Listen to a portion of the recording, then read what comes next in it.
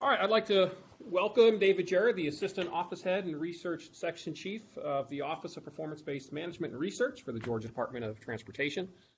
David has been leading that role for 4 years now, and before that, he was the branch chief. We're really excited for David to be here. As we know, the research needs statement has recently opened up, so David's going to talk about developing effective GDOT research needs statements. If you have any questions, I'm going to ask, because we have so many people on the site, please use the chat. So enter any questions you have in the chat box, and David will respond to those as we go. David, all yours. Thank you very much, Mike, and I want to thank each of you for joining us this afternoon. Now, since I can't see you, I trust that there'll be no nodding off this afternoon, but hopefully this will be very interesting to you and very helpful, and you have plenty of takeaways. The fourth habit in Stephen Covey's 7 Habits of Highly Effective People is think win-win, and I think that your attendance at this webinar is consistent with that habit, and here's why. Delivering a high-quality and effective research needs statement is certainly a win for us at GDOT, since it facilitates our research selection process. But it's also a win for you because it increases your chances of partnering with us and all the benefits thereof. So really appreciate you joining us, and again, I hope you find this time valuable. A quick disclaimer, if you've attended one of these webinars before, you're likely to have strong feelings of deja vu. Now, most of the material is the same, but not all.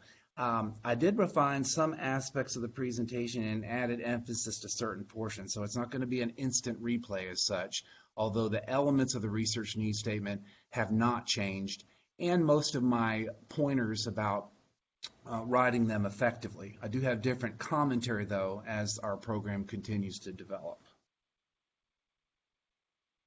All right, so talking points for this afternoon. First, we'll look at the significance of the research needs statement, why it's so important in the context of GDOT research.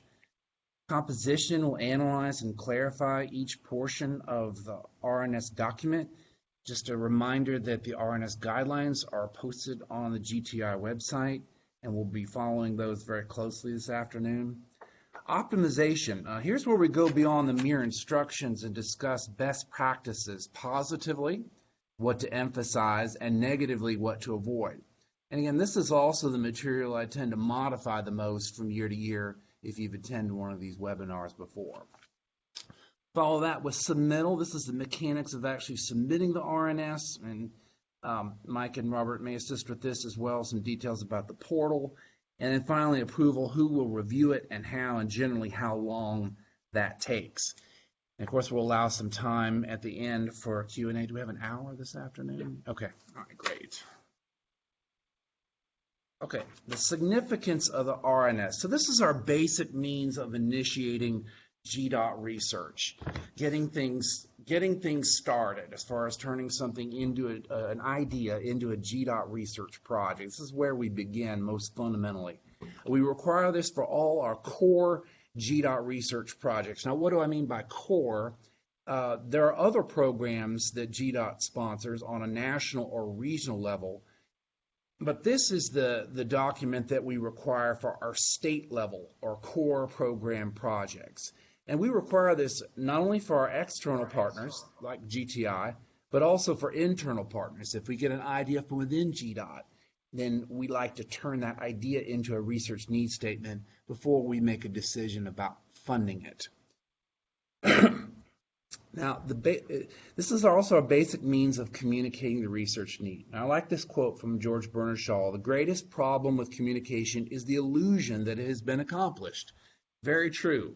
So many times when we run into problems with communication, it's somebody thought they understood, or somebody thought the other person understood, or both.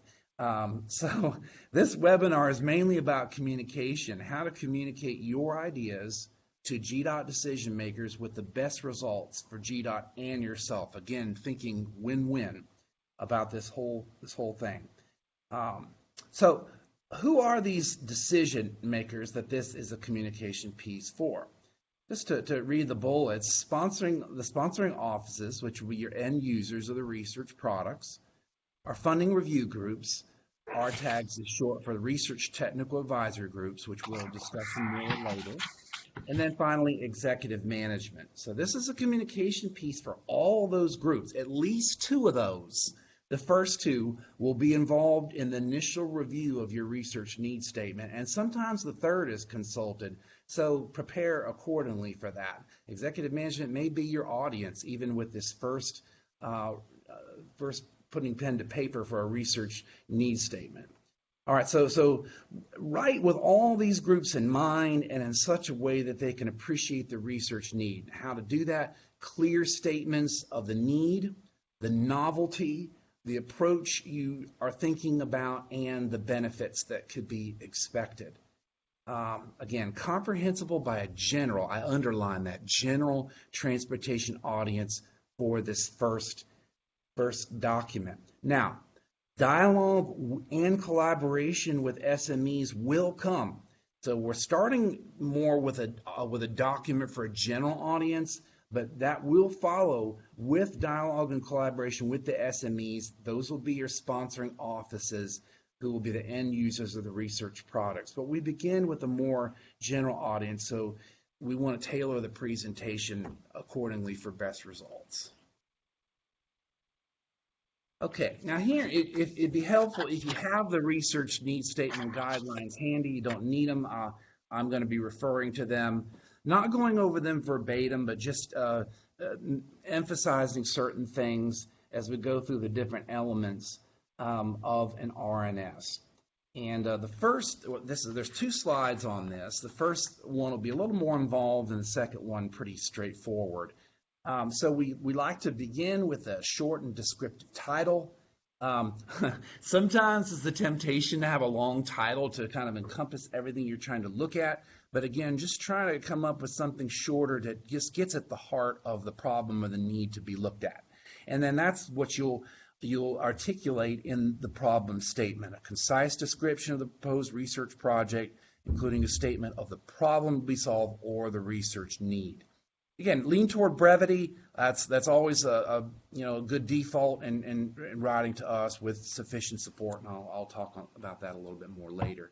Literature search. What we're shooting for here is we're trying to make sure we're avoiding duplication of current or past research. That is really the main thing we're trying to do with this element here. At a minimum, you should consult the TRID database, which is maintained by TRB. That's the Transportation Research International Documentation. And then they also have a research in progress database that they maintain. So at a minimum, you can start with those as well as Google or whatever you're used to doing literature searches with. All right, and I'll have more on some of these elements. I'll reiterate when we talk about optimization of the RNS in a few minutes. Okay, the research of objective. The more specific, the better. The specificity of tasks and the methods of investigation should be included. But again, we're not asking for too much detail here. Just remember that an RNS is not a proposal. It is not a full-blown scope of work. It is to drive home the need for this particular research. And so the objective is to support the problem statement and showing, okay, this is where we think we need to go in solving this problem or answering this research need. All right, and then that leads to implementation prospects. If everything goes well and the project objectives are achieved, what do you think the prospects are of transferring those findings or deliverables into implementation or practice?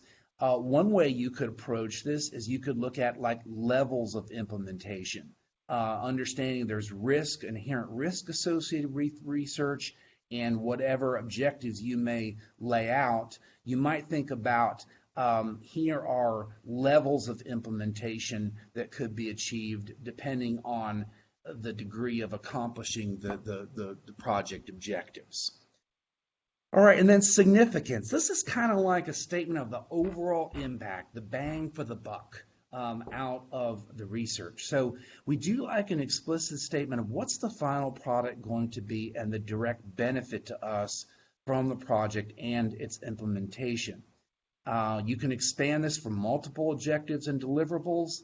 We do ask for a benefit cost ratio. Okay, with some qualifiers here. Again, this is your guess on the benefits we could achieve for the cost of the research. Now that's separate from any cost of implementation. Just the benefits associated that we can derive from the research itself. We like that benefit to be quantified in dollars with an explanation of how it was come up with. Now, one other thing to add here is that when we're talking about benefits to GDOT, we're not just talking about quantitative benefits, okay? We are also interested in the qualitative benefits that could be achieved by the research.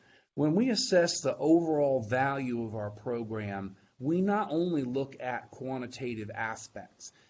Some projects, it's easier to quantify the value of the research or the benefit cost ratio than others. We acknowledge that. And so we do not limit the value of a research project to just it's the quantitative benefits. Some research lends itself to that, other that's more difficult, and so we welcome your views on what might be some of the qualitative benefits of the research. All that can be discussed under this section on research significance. And again, this is separate from any of the implementation costs, which would be handled outside of the project. All right, the last two bullets on this slide, the project duration, pretty straightforward. We like that in months. The cost estimate and estimate of the total cost of the project. Again, that is what your estimation based on your knowledge of how much it would cost for your team to fulfill the project objectives. All right, and those costs can be discussed with GDOT. If the project's approved, then some further details on the cost estimate can be worked out when the final proposal is developed. All right. Okay. Now this slide here, these are all very straightforward and won't need much explanation. Your statement developers who actually develop the statement, it's not mandatory, although it's normal that the statement developers are the investigators. There may be a change in staff where someone picks up a developer's ideas, but I'm going to talk about ideas. That'll be the last item I talk about on ideas. All right, then investigators, you'll have one PI and any number of co-PIs. And then the agency is the agency proposing the research, not the one that's going to be the owner like Georgia DOT, but the actual agency that will conduct the research, or agencies if you're going to have a partnership with schools or have somebody from the private sector as part of your team. All right, the date of submittal, when you actually submit it, you upload it to the RNS portal. GDOT offices supporting, the next two, GDOT offices supporting and the technical implementation manager, these do not have to be known at the time of your submittal to the portal. All right, if you have already talked to a GDOT office or offices about the idea and confirmed their support ahead of time, that's fine. That is not required, because the first thing that we do upon receiving these RNSs through the portal is we send them to the pertinent offices for their review. So if you're able to do some preliminary work, that's fine, but it's not required and it's not held against you. All right. And the technical implementation manager is a person within the end-using office or offices who will be the technical shepherd of your project. And again, that's something that can be worked out after the fact versus ahead of time. Okay. References. A few choice references are preferable to very many. Again, we're trying to hit the salient research, and I'll discuss that a little bit more shortly. That's pertinent to the need that you're submitting. Confidentiality statement, it is very explicit here that this information will only be used by my office as part of its review process, and I have more to say about that under optimization. So that is included on every RNS. There's a confidentiality statement assuring the protection of your intellectual property. Okay. All right, optimization. All right, this is where we get into best practices and just things that we've found work. After having done this process for a number of years, reviewing so many research need statements, this is what kind of the cream that's risen and the best practice we've seen for need statements that tend to have the best chance of getting approval and being turned into projects. All right, positively, things to emphasize. Your understanding of the research need or problem to be solved. So we need to be convinced of your understanding, obviously, of the need or problem if we're going to be convinced to invest. And so the better understanding of this need or problem that you can show us, that just helps us that much more to have the confidence to invest. Secondly, clear project objectives. We don't view our partnerships with universities as carte blanche grants, but as projects with specific goals, objectives, and deliverables. Okay, we're not anti-grant by any means. We understand the place that has in the world of research. I'm very familiar with the National Science Foundation, other groups that are out there that offer grants, and as a career researcher, I understand there's basic research, there's applied research, but the model in view here, our program model, is very much a project delivery and implementation oriented model in contrast to some other groups. So we're not grumpy about this. We just emphasize that in our model, in a state DOT research model, this is the norm. We're looking for specific goals, objectives, and deliverables. All right, and on the emphasizing the implementation prospects, again, this is per your understanding and if the objectives are reached. Wanted to emphasize those two words. We understand that by asking a general solicitation that this could be just one-sided at first. We understand that. So if there's not a possibility or an opportunity for preliminary discussion with the potential end users, no worries. Just write this according to your understanding, and if the objectives are reached, what the implementation prospects would be. I want to affirm that we're interested in a balance of low and high risk research. All right, if there was doubt out there like, oh, GDOT they don't want to invest in high risk research, that is not the case. It's kind of like an investment portfolio. We want to have a combination of low and high risk research in our program. There's other programs like NCHRP's IDEA program, that stands for Ideas Deserving Exploratory Analysis, and Federal Highway's EAR, Exploratory Advanced Research Programs. These may promote even higher risk research. And I'm very familiar with those programs and know that they do. But we realize that we have to take some risks, albeit calculated, to progress as an agency and move our needle performance-wise. So I just wanted to affirm that we are interested in high-risk research as part of our program, along with those of more moderate and even lower risk. All right, the significance of the research to Georgia DOT. So in optimizing your RNS, again, I mentioned an explicit statement of the final product and its uses. We cannot be nebulous about the final product. If you're uncertain, it's better just to wait until you are, because this goes hand in hand with clear project objectives. It's better to discuss the desired product with potential end users than propose something uncertain. And I realize that may mean a delay, but it's just better to ensure that the research eventually gets funded by doing that preliminary work. All right, and a realistic benefit cost ratio. I realize that there are some BC ratio models out there that come up with very large figures, but they're not very credible with the GDOT reviewers.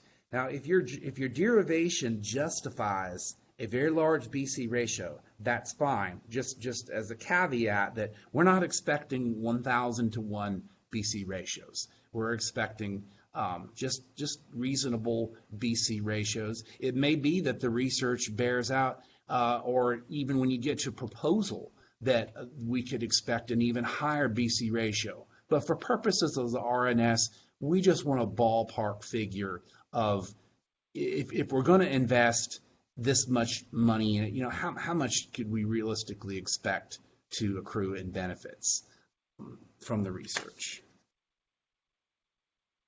Okay, things to avoid. Some of these may seem a little humorous. I'd like to, have some humor, but there's also the reality of these are some common errors and pitfalls that need to be avoided. For purposes of this document, which we're looking for about 1 to 2 pages, and that's not a long document, but for something this important, if there's any doubt about the writing quality, you might consider third-party review. Getting a fresh set of eyes from someone else in your department, someone else in your college. I'm not saying hiring a tech editor or anything like that, because this is a brief document, but people do that sometimes. Upwork and other services are available, but it's a first impression, and we know that's very important. If you've never done an RNS before, even if you have, we do pay attention to the quality of the RNS as somewhat of an indicator of the quality of work we might expect. All right, again, we're not expecting a book, a brief document. When writing for us in general, just to reiterate, choose brevity over density except where density is a must. And we leave that to your discretion. We realize that sometimes density is needed, but that's not really what we're expecting out of a research needs statement. More so a proposal or a final report. Okay. Most of your audience are busy like you, and they'll appreciate and more likely support something straight to the point with sufficient support. All right. Okay, what we're looking for as far as this literature search, somewhere between a flash Google search and a copious literature review, somewhere in between that, demonstrating you have the basis covered. That's the key. Not overlooking salient literature, but not overloading us either. So I think you should seeing that in a lot of these we're really just striving for balance, because we're trying to avoid duplication here with this, but also get some confidence that you understand the state of practice and what the novelty of this research is. All right, big budgets for first projects. You probably want to aim lower for your first project since our risk is higher. The average project cost in our program is about $250,000 to $300,000. So maybe think along those lines for project one or even less. But that's a good ballpark figure to shoot for your first time around, or even not unless you have progressed to doing larger budget projects for us. Those are good ballpark figures to shoot for. Unrealistic schedules. I've encouraged our researchers to think float.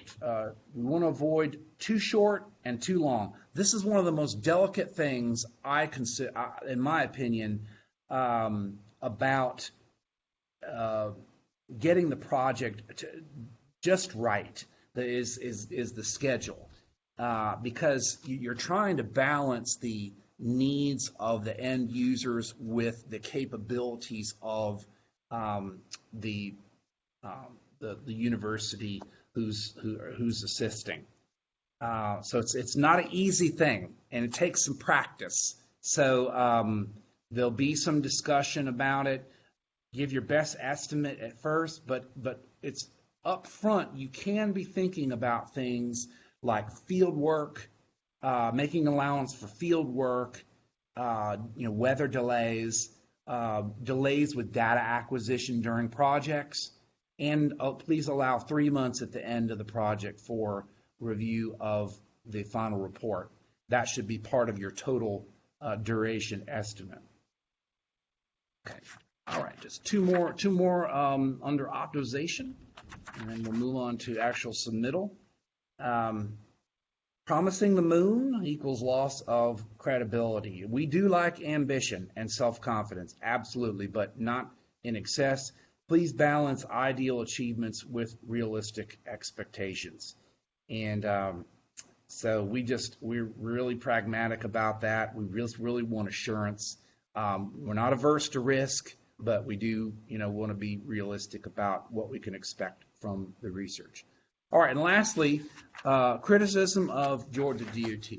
I'm thinking about taking this one off since we haven't had problem with this of late. But here's a commentary on that is we do not expect you to agree with us about everything, considering the size of GDOT and its impact on Georgian lives. We realize that there's both positive and negative impacts from the business of Georgia DOT. Not even after we hire you do we expect you to agree with us about everything. But the point, again, of an RNS is to persuade us to invest our resources in your idea and, not air your issues with us. Again, there will be plenty of discussion about that type of thing. We decide to proceed with the research. Again, we're looking to improve ourselves. We don't claim perfection or expect all partners to agree with us. But we just ask, for discretion in the RNS and proposal along these lines. All right, so the actual submittal. Now we're going to move on to the mechanics of submitting an RNS and then the approval, and then we'll open it up for Q&A. We have one general solicitation per year for the Georgia Transportation Institute community, and it runs from mid-August to mid-September. Specific dates this year is the portal opened on the 15th of August, and it will close at midnight on September 20th, is what I've been told. So you have to work late that night, no worries. As long as you get in by September 20th, you're good. We do encourage. Okay, one other thing before I go on is we extended it slightly to leverage the GTI poster session at Georgia DOT on September 13th. That'll be at our main office at One Georgia Center on West Peachtree Street on September 13th. I think we're going from 11 to 1, and I hope all of you can attend that poster session. By no means do you have to delay your RNS submittal till after that, but we do allow folks to leverage that and the conversations they have with GDOT and other universities at that poster session if they want to tweak an RNS or just wait until that point to send it in. So just to be aware of that. That is one reason we made it more than a calendar month, a little bit more, is to accommodate that poster session. Preliminary discussion with GDOT sponsors encouraged, but again, not required. We feel like your idea should stand on its own, but it doesn't hurt to check with the potential end users to confirm you're on the right track. If you're new to approaching GDOT this way, you can do two things. You can talk to your colleagues who have experience with that, or you can always feel free to contact me about facilitating some preliminary discussion.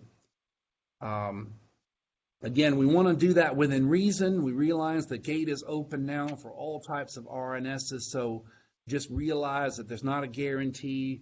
You'll get a hearing with a potential end user, but that's just something to think about. You might think about, in future years, backing it up and starting the conversation even earlier in the year, because here down at the end, it's kind of crunch time and might be difficult to arrange that.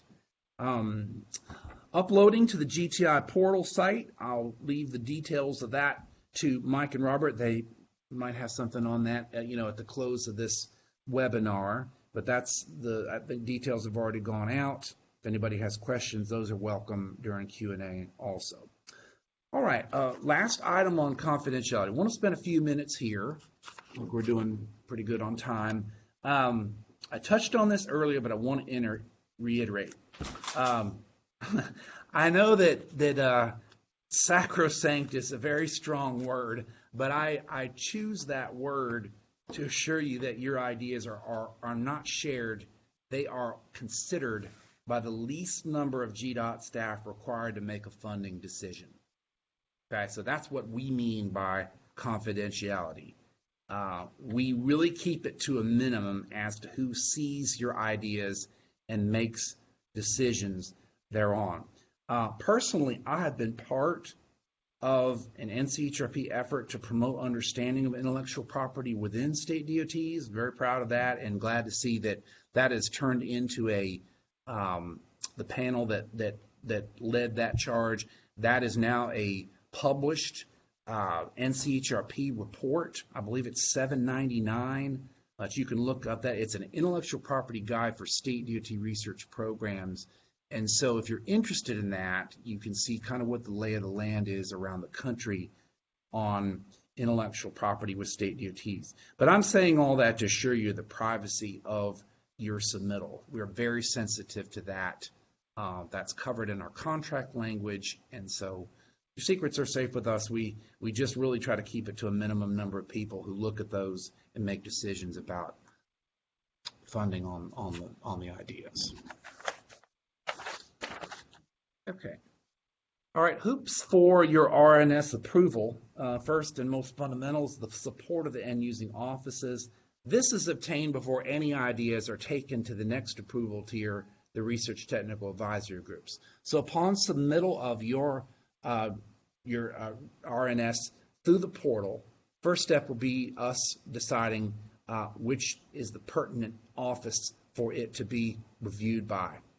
And then upon approval from the end-using office or offices, it will be sent to the RTAGs. These are our funding review groups.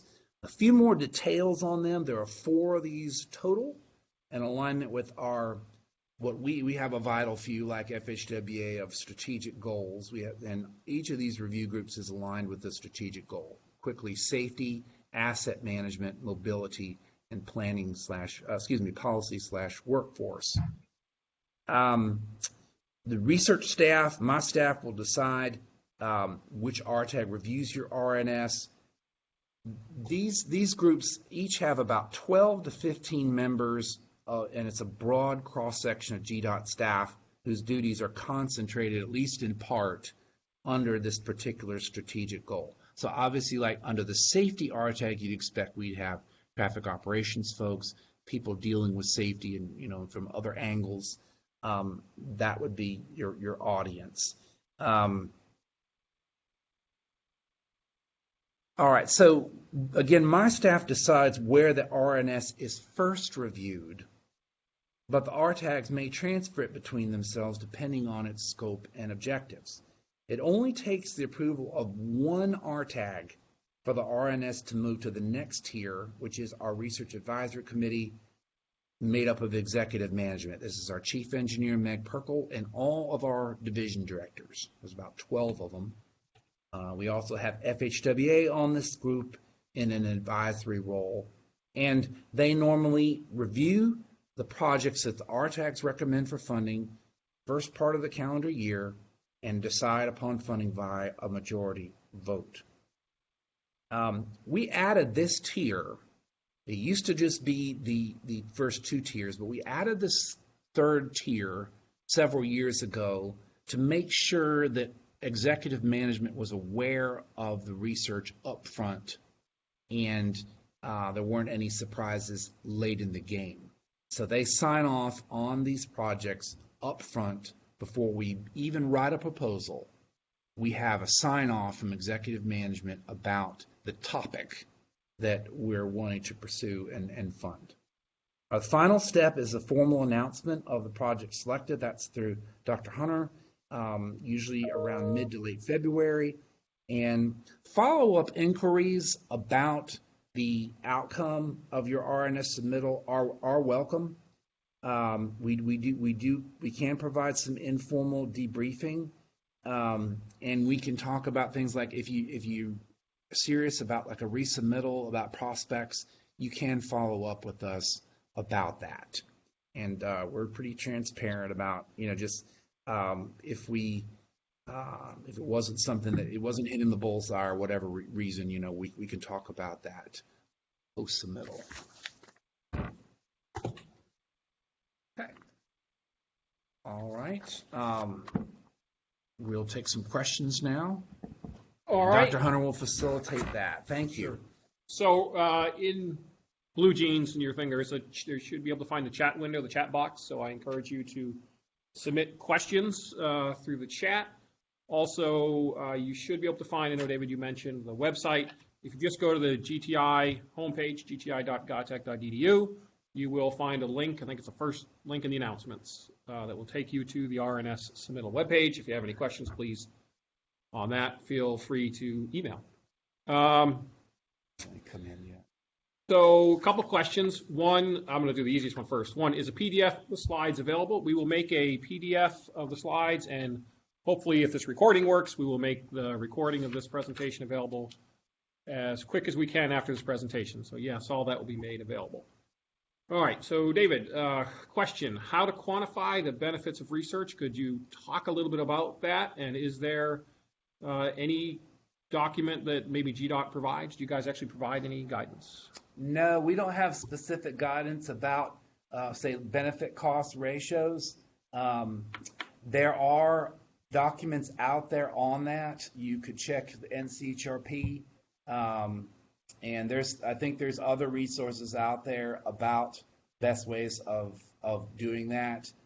We don't have anything prescriptive on it. We just encourage moderation and justification of your derivation. Again, we're not saying if it's a big BC ratio that we're automatically going to turn you off.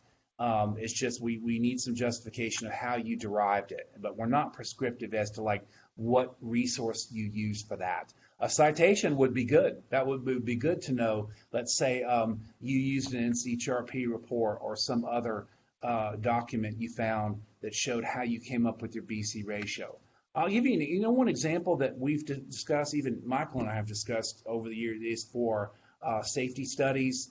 The costs associated with crashes, collisions, and such. Those types of things. Sometimes you can have big BC ratios, say for lives saved and things like that. And so those types of things are out there, but we just offer the caveat. Just make sure you qualify it and let us know how you came up with the numbers. How many RNSs can a PI or co-PI submit? There's no cap on that. Although again, just be reasonable. I wouldn't say that a large number increases your chance of success, or a limited number decreases your chance of success. I think it's just use some judgment about that. I guess the ones that you have the most confidence in. I know that as an agency, we submit high-value research statements to AASHTO each year, and we cull our whole program and pick the sharpest swords. I mean, the ones we think really have the biggest bang for the buck and the best potential for implementation by GDOT. So I just encourage a realistic figure, but multiple RNSs is welcomed. Okay. A couple other questions. They're not here, but I know are usually asked. One is on the timeline to remember to have a 3-month period for final review. Correct. And then how about resubmittal if they submitted one last year and it didn't go through? What are GDOT's thoughts on a resubmittal of a previous need statement? I think resubmittal, like say the second time, the best thing to do would be to find out ask for the debrief and talk to my section and or the potential end users about getting closer to the target. You know, I haven't seen many like triple submittals, because usually what folks will do is they will inquire and they will go back and see, okay, how can we sharpen this for a resubmittal? But is that? Yeah. Yeah. Okay. And then the final, then if everybody has any other questions, please go ahead and post them. Just to talk about timeline a little bit, so I know that's always sort of a question. We have the September 20th, right, is the deadline which the portal will close. You will take a month or so to work with all the heads. Right. So, and then you'll have a RTAG meeting, which will occur late in the calendar year, usually November, December. Yeah. Then it all goes out to balloting to the RAC in end of the year, early January, somewhere around there. So so then announcements will come out, and GDOT contacts those that were successful, and then you will send that list to GTI, and we mail out the successful list. That way everybody knows, if you weren't selected, that way you'll find out then, and then so you know that you can be doing that somewhere else. That'll be February sometime. Right. And then the target goal for people to keep in mind is really to try to get things under contract by the following fall, right? Really the next school year. So those that are successfully selected, then they have to go to a pre-proposal meeting, finish up proposal, work with the DOT on that part, and then get through all the contracting at the various universities. So when you're working on this, you want to be thinking about really a 1-year time frame from the time you submit till, if you are successful, that you would actually be under contract. That's correct. I'd like to add that we have structured this sequence purposely in direct alignment with the academic schedule, because we understand that staffing choices are made in the first part of the calendar year, and so that's when we like to be working on putting the scopes of work together and getting projects under contract, even sometimes by the end of our fiscal year, which is June 30th. Now, typically it'd be more like July, August, because that's in alignment with when the school year starts. But we're working very diligently in that first part of the calendar year to get things up and running in sync with your academic calendar. This year, we're shooting to have the RTAG meeting in mid-November. We've been trying over the past years to back things up a little more, trying to get that RSC approval maybe by end of January or very early February, just to give even more time to work on the scopes of work and contracting in the first part of the calendar year. So we're very aware of the calendar and continually trying to move things back to give everybody more time.